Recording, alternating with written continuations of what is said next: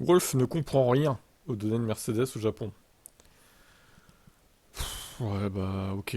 Bah, ça, on le sait, hein, qu'ils comprennent rien, de toute façon, hein. On le sait depuis 2022, hein.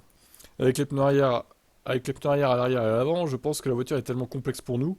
Nous la mettons en termes d'équilibre, des erreurs d'équilibre mécanique, ces deux-là doivent être en corrélation. Nous avons suivi une certaine trajectoire ces dernières années, nous continuons à tourner en rond. Nous sommes arrivés à un point où nous nous sommes dit, ok, nous devons faire quelque chose de différent ici parce que nous mesurons la force d'appui avec nos capteurs et nos prises de position. Ça permet de nous dire que nous aurons 70 points d'appui en plus dans un virage particulier à Melbourne par rapport à l'année dernière. Mais sur le temps autour, c'est pas des kilomètres heure c'est pas un kilomètre heure de plus. Ça n'a donc aucun sens. Alors, où est la limite? Je pense que nous voulions choisir quelques cases. Y a-t-il une limite que nous avons repérée? Je pense qu'il y en a une. C'est exactement ce que je dis. Tout ce que... Il n'y a pas de corrélation. Tout ce que nous avons vu au cours des deux dernières années indique qu'il devrait y avoir beaucoup plus de force portante que ce que nous pensons. Maintenant que nous avons mesuré la force d'appui et qu'elle est là, nous ne sommes tout simplement pas en mesure d'en extraire le temps autour que nous devrions avoir. Et cette simulation nous le montre. Ce n'est pas anodin. Vous savez, je vous vois me regarder en disant, mais qu'est-ce que c'est que tout ça? Maintenant, imagine ce que nous pensons. Ok. Donc ouais, ça on l'a vu, hein, les fameux 70 points d'appui.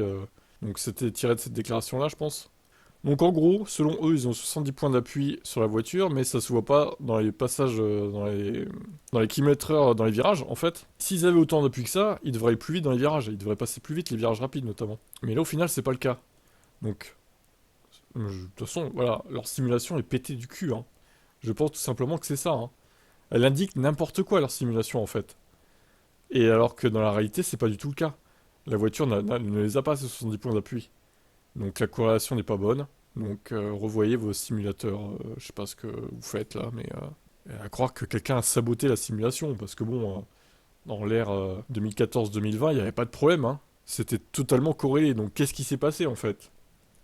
Je comprends pas ce qui se passe dans cette équipe, quoi. C'est, c'est comme s'ils étaient devenus stupides depuis 2022, quoi. Allez, ciao.